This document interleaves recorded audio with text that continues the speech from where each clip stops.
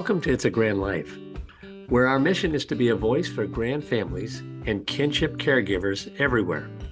Did you know that in the United States alone, there are 2.3 million grandparents raising their grandchildren? 2.3 million. It's a Grand Life is committed to making a difference for those kids. That's why we have the podcast, a Facebook group, and the Grand Fund. The Grand Fund, which is a 501c3 which was launched in June of 2024, provides financial assistance to grand families, including shelter, food, clothing, and household needs. Grand families are in every neighborhood, in every city, every tribe, and territory nationwide. If this is you or someone you love, we're here for you. And we welcome you to join us on this mission. Our goal is to offer hope and resources to help you. Please subscribe to our YouTube channel and follow us wherever you get your podcasts and leave a review. You can also join our Facebook group. Just search for it under It's a Grand Life. And your reviews, comments, and sharing of our podcasts help us reach others that need assistance. Welcome to another episode of It's a Grand Life. Hello, my name is Craig Nash. I would like to welcome you to another It's a Grand Life. And we've got some guests today that are just going to bless your socks off. They are pouring their lives into young men in the city of Detroit. In fact, not far from the neighborhood where I grew up. And our guests today are Pastor McKinley Graddock and also Pastor Mark Zackheim. I hope I didn't mess your name up, Pastor Mark. But Zackheim, that's close enough. Zackheim. But these gentlemen are doing an amazing work, and I can't wait for them to share with you their ministry or their organization or whatever you want to call it, called Men of Vision Mentoring. So, Pastor Mac, how did you and Pastor Mark get started in this outstanding organization, and tell us about it? Yes, sir. Well, this is really, I guess we've been involved with the young people for quite a while, and it literally started with the summer lunch program. We had a summer lunch program, and a lot of young men was there. And they came and they had said, I coached them in a basketball team. I said, well, if you guys are committed to coming together as a team, I'll be committed to coach you. And they came together like one man. And I had no gym. I had no place to take them. And an old friend named Virgil Phillips at that time, he had a program going on. He told us to bring them over there, and we went over there and played a game.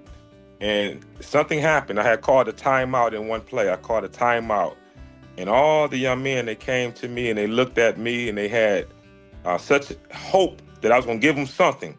And I said, whatever I tell them, I got to make sure what I tell them is the truth. And so that's literally how I got started with coaching basketball, because when coaching basketball, it was like a blank canvas with the young men. And it just, they asked me to help them, and really they ended up helping me. And so it just continued to evolve and continue to evolve. And then we reached the point some years ago, we said, let's just go ahead and make it a nonprofit. And so then we went on so we can garner support for the program. And then we went on and started the Men of Vision Mentoring somewhere around about 2019, somewhere in there. And so we've been going ever since then as a Men of Vision Mentoring program. So you started with basketball, which makes sense. Things tend to start on the court, and it kind of evolved into other more hands-on, more face-to-face, more educationally related, I would imagine, mentoring. How did it evolve? Yes, sir. Well, after a while, I found out that some of the things we was discussing, or some of the things I had the opportunity to discuss with the young men, I had a blank canvas. We can discuss anything, and it became a beautiful platform to minister on. And it just started where I started. At first, I was telling the young men, out of arrogance and out of pride, you guys ain't been through nothing I ain't been through. Until I started really connecting with them and finding out, wow, they're going through some serious things that I've never been through. Wow. And then I started listening a little more than talking. And then through that, I recognized where we was at as a people. Our young men was in a position where they really wanted to cry for help, but they had to hold a disposition of toughness. And so that's how it kind of really just started evolving to how can we help them as far as education, as far as jobs, as far as just understanding who they are as a young man. And I share this just going a little further. One of the first questions that was asked in the Bible is, Adam, where are you? The man was missing, and he wasn't where God had placed him to be. And so we look at now, the same question can be asked today is, where is the man? Our young men are growing up without a proper image of what malehood or manhood really should look like. And so now they're forming their image of man out of their own understanding. And so we're trying to help them understand what a man is according to scripture. That's fantastic. And you're doing that with Pastor Mark as well. You're helping with some of the mentoring as well, Pastor Mark. And how has that worked out for you as far as getting plugged into these eager young lives that are really looking for direction and hope from you? And tell us about that. Well, I get the opportunity. I've been with it for maybe a little bit over a year or so. But it's exciting. It's exciting to see young men get excited about learning things that they may have an impression of, but not really knowing a lot about. So to sit in and talk with them and observe them grow as they go to each one of the meetings and they learn something, they experience something, and to grow in such a way that they don't feel shame because they don't know, but grow in a situation that they feel proud that they learned something that they can really use in their lives. So it's been exciting. And how do you gentlemen find these young men that want to be mentored? Are their friends referring them to you, or just because you're offering this program, which is very unique in the neighborhood? I mean, how do folks find out and get plugged in? That's been an interesting thing. We really haven't promoted the program. And we thank you for an opportunity just to be able to promote the program. We really haven't promoted it. Again, like I said, it started with coaching, and then we got into the schools.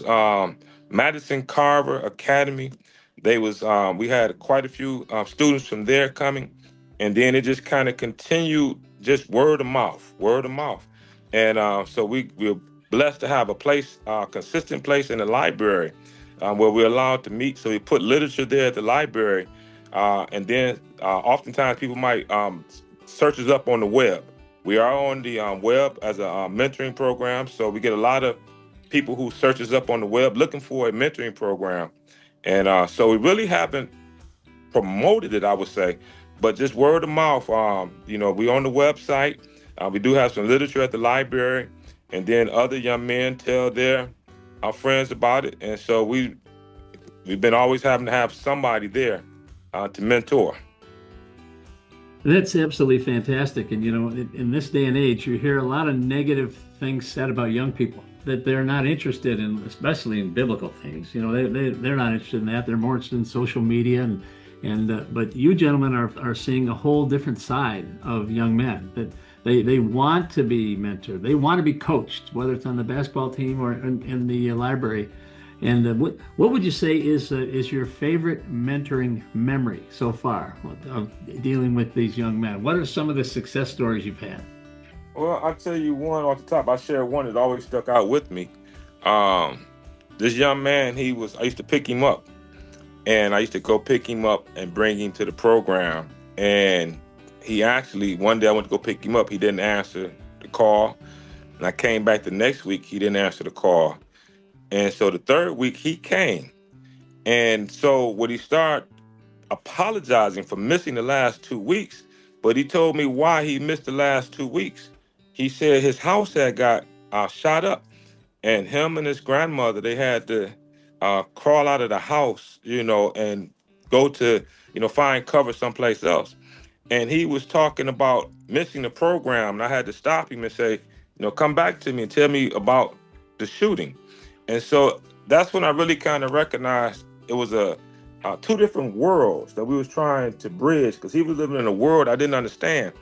But this young man ended up leading us in prayer, and I just saw how his growth and development from what he was going through, we were still able to embrace him, and he embraced the program, and I did see tremendous growth in him.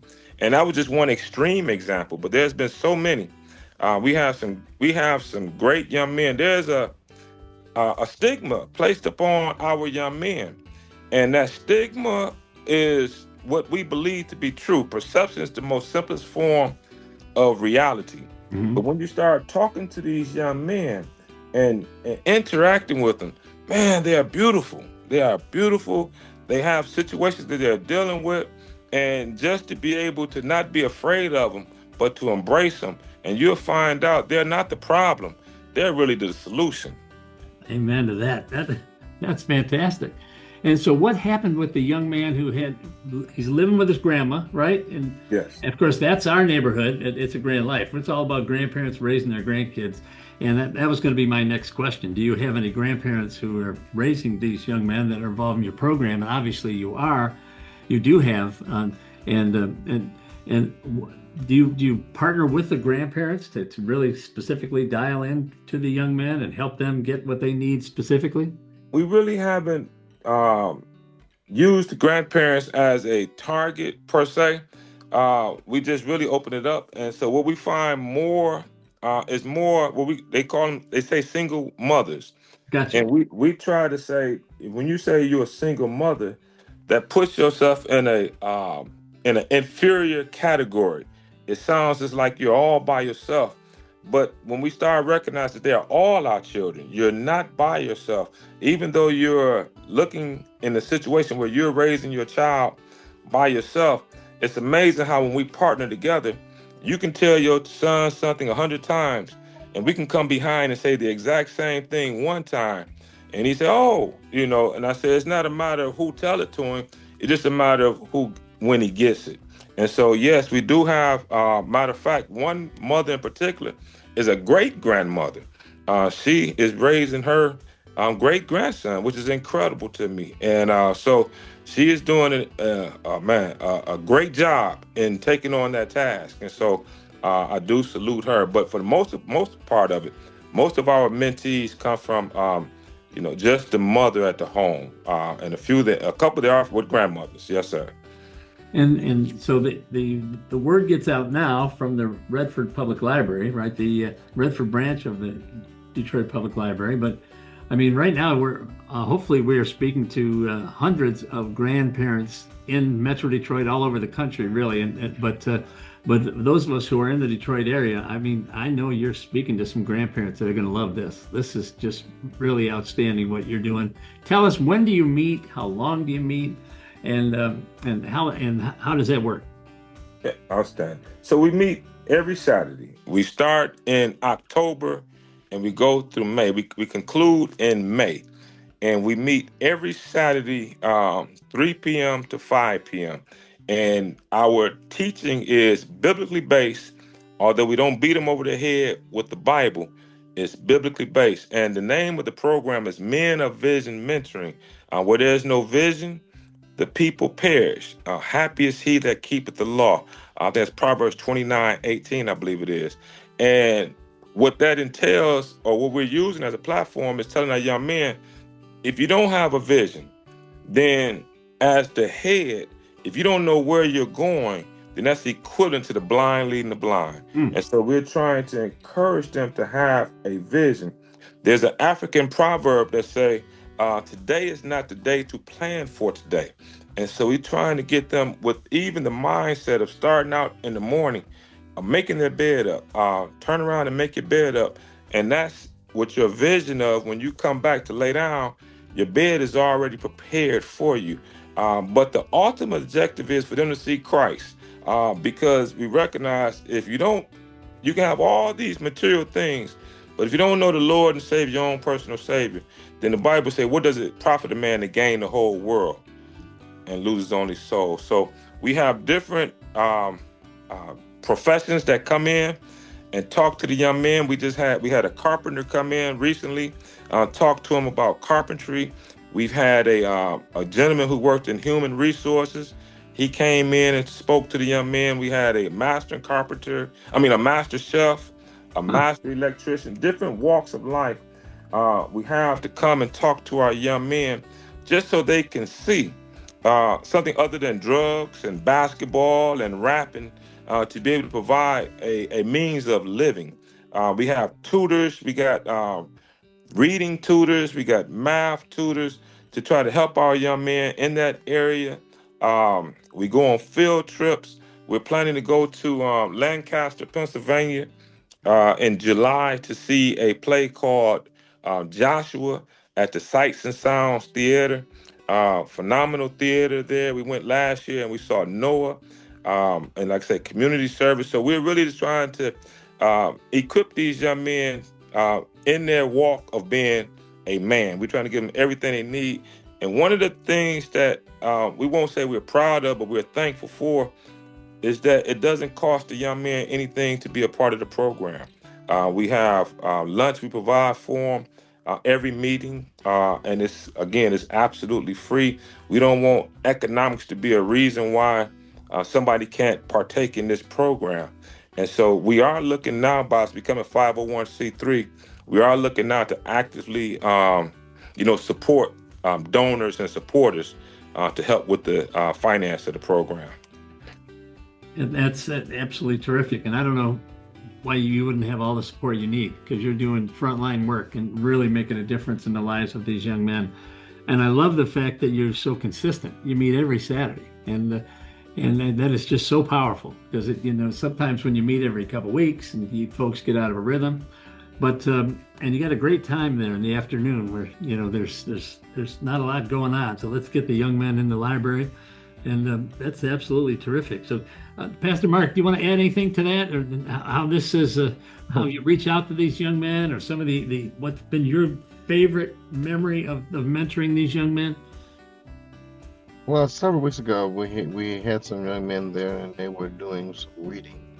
So one of the young men stood up and he read some report, I think, that he was working on. And the other young man stood and listened to him read the report. Some of them may be good readers and some of them may not be good readers, but they was very, very engaged in watching him reading. And it's wonderful to watch him read and say, you know what, I think I can do that one day. I think I can read, not only read, but read out loud and pronounce the words and understand the meaning of the words and understand the meaning of the story. That is extremely, wonderful. We was just having a conversation today about young men that the library sits right next to the fire department. Right. And the wind blows and it's paper, and especially this time of year, and there's trash, and it's right at the library parking lot. So last weekend, Pastor Greta and the volunteers were able to take the young men out there and pick up tons and tons of trash and paper and stuff right at the entrance of the library, right behind the fire station. It made such a huge difference. Now, the young men, just like young people normally, they moan and groan. It's cold, I got my new shoes, I'm tired, I seen a bug, whatever. But at the end of the day, when they look back and remember what it looked like and realize what it does look like, and that they had a hand in it, or they had an investment in it, it made their world better, and it made the world of the people who see it better. And so that means that if we continue to invest in them, then they can invest in their communities as well. I love that. That's building that connection to community, and letting them see, even just cleaning up all the trash around them, what an impact that makes. And then everybody's in a better mood and things are much more positive. So, gentlemen, I want to ask you if you could speak to our audience right now and say, what does Men of Vision mentoring need? What do you need to go to that next level of success in the Redford community? All right. Let you go ahead first, Brother Mark. And so what is most needed is what you mentioned a while ago, consistency. And so we need people who are willing to volunteer and to volunteer on a consistent basis. It's one thing when someone sees you and says, oh, that is so nice that you helped. But it's another thing that you came week after week and you listened. And, help for a few minutes is good and it's needed. Right. But consistency, where people are coming in and says, you know what, we're willing to invest our time, our effort. We're willing to invest in you and your success. And so if anything else is that consistency, and for someone, other people who say, I want to donate my time, my patience. How many additional mentors do you gentlemen think you need? So we won't turn away help. One thing about it is we have a background check that they are subject to, need to go through, and then they are actually interviewed.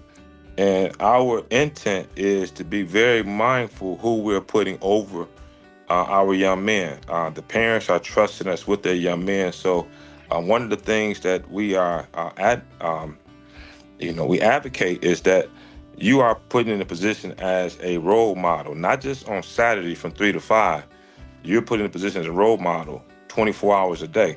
Our young men can see you at the gas station, see you at Home Depot, see you out in the street, and we don't want you to be anything other than what you are on Saturday. And so we definitely, like I say, the harvest is plenty. It's just the laborers that's few. And so what we say with the mentorship program, commitment is the key word, because a lot of times our young men have people in and out of their lives. And so if a person wants to commit as a mentor, we just ask them, how many hours can you commit a month? If you can commit, just one Saturday a month, that's all we asking for. If you can do more than that, that's great. But if you can just be consistent on that one Saturday, or you can be consistent Tuesday, whatever you commit to, we just want to hold you to that commitment. And so, and then there's many ways. We looking for grant writers. We're looking for anyone who definitely wants to support the program. Our brother Mark spoke about investment, and this is an investment. We invested in our young men. And like I say, right now, we recognize our young men are on the receiving end. And what we're teaching them is freely you're receiving, so then freely you give. And so we want them to know that they are being invested in. And just like Brother Mark spoke about the paper in the parking lot there, right in the entranceway, we said, yes, you didn't put it down there, but you see it. And so now you have the strength and the energy to make where you are better. And that's what we're trying to invest in them, to recognize they are an asset, not a liability. And so once they start seeing what they can do on that creative end, it becomes contagious, even to the point now when they know what effort it took to clean that mess up. Now it's much easier to, a stitch in time save 9. It's much easier now if you see somebody dropping the paper, or you want to drop the paper, you recognize, wait a minute, let's just take this and put this in the trash so we don't have to come back out here. Right. And so like I said, we have a website.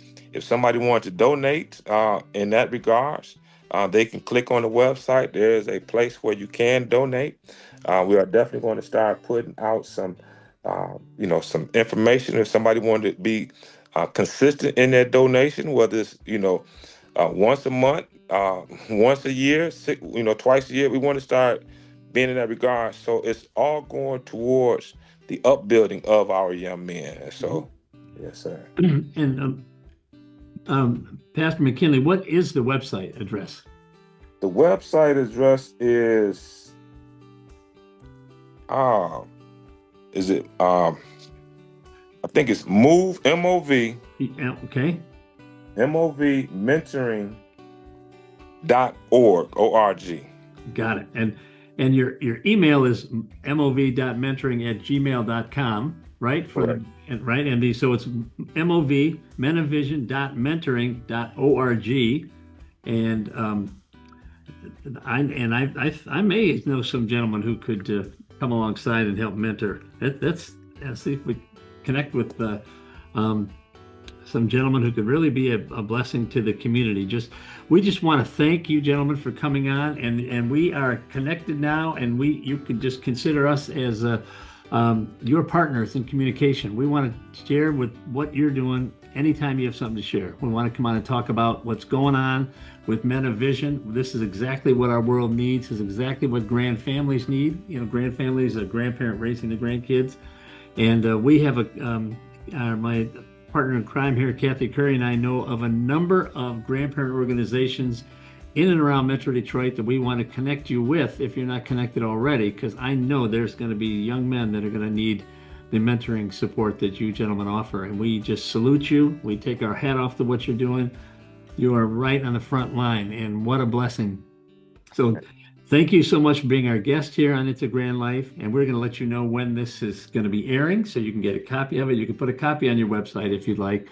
And when you see the finished program at the bottom of our screen, it'll have the Men of Vision mentoring. It'll have your web address and phone numbers and everything else. But thank you for the work you're doing. You've just been a blessing to get to know. And this is just the start of our relationship, gentlemen. And God bless you both. You're so encouraging. I hope you know that. Thank you so much, Mr. Nash. We appreciate the opportunity just to be able to build with you. And truly, anything we can do to be of help to you. Please feel free. Like you said, we're going to build together, and together we can't lose. So thank you so much. Thank you so much. Just thank you as well. Thank you so much. Great to meet y'all. And for those of you at home, just do not be afraid to check out mov.mentoring.org. These gentlemen are on the front line doing God's work, and they need your support. And we will be supporting. It's a Grand Life will be supporting Men of Vision mentoring. And we look forward to having you on again as we get an update of what's going on in the city of Detroit with mentoring right here in my hometown. God bless you both, and have a great rest of your day. Thank you, sir. God bless you as well. Thank you for joining us today for It's a Grand Life. It's a Grand Life provides vital content, regulatory updates, and subject matter experts that are committed to supporting the 2.4 million kids and their caregivers from every neighborhood, every city, every tribe and territory nationwide. Please subscribe to our YouTube channel or wherever you get your podcasts and leave a review. Every new subscriber and review helps us reach others that need assistance. As caregivers, we are united in purpose. We are driven by hope while providing strength for today and hope for tomorrow. We are truly making a difference while living the grand life. If you have a suggestion for a future episode, please reach out to us. But we'll see you next time for another It's a Grand Life. Thank you for joining us.